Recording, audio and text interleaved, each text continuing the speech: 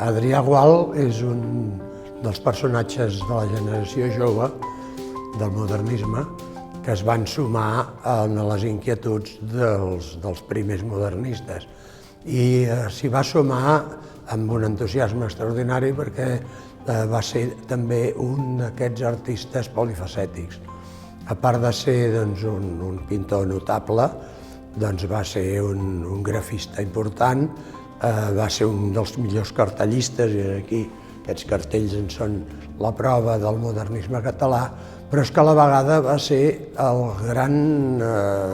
gairebé fundador del teatre català modern.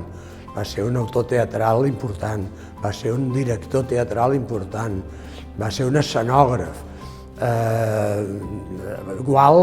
fins i tot, en un moment en què el cinema estava tot just començant, Gual va ser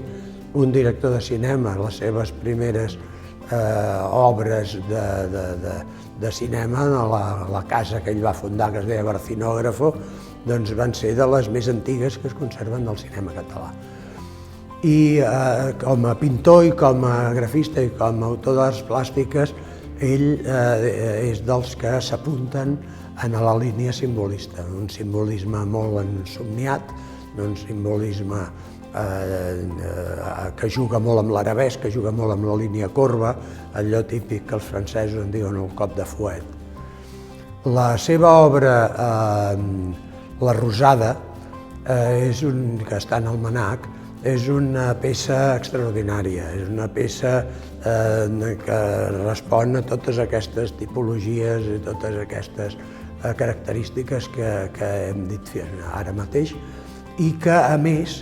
fa un exercici d'incorporar, ja que ell, a part de pintor, era poeta, fa un exercici d'incorporar la literatura en la mateixa obra. Perquè La Rosada, a part